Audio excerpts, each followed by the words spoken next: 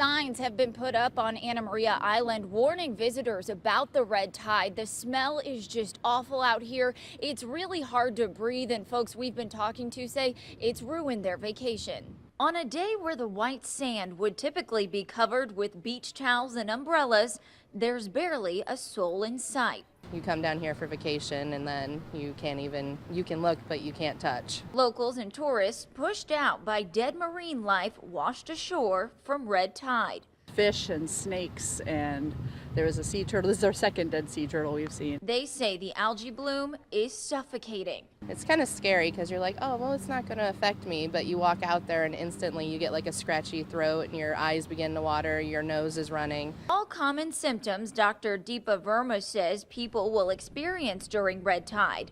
While the smell is undeniable, you can't actually taste it. People can have coughing, sneezing, kind of upper respiratory issues, and they might not know what happened, basically because the red tide toxin is not detectable. You don't taste it. So she says it's probably not a good idea to eat fish that you caught yourself in areas with red tide. However, Dr. Verma says restaurant seafood should be okay. Those are typically commercially regulated, so they are inspected and they have to pass, a test. So those are clear to eat. And while the red tide is keeping many off the beach, visitors we talked to are trying to make the best of it. It is ruining my vacation, but it's like we're finding other things to do and it's making us travel to different beaches. Hopefully you pick the lucky straw and you get a good beach. In Manatee County, Katie Jones, Spectrum Bay News 9.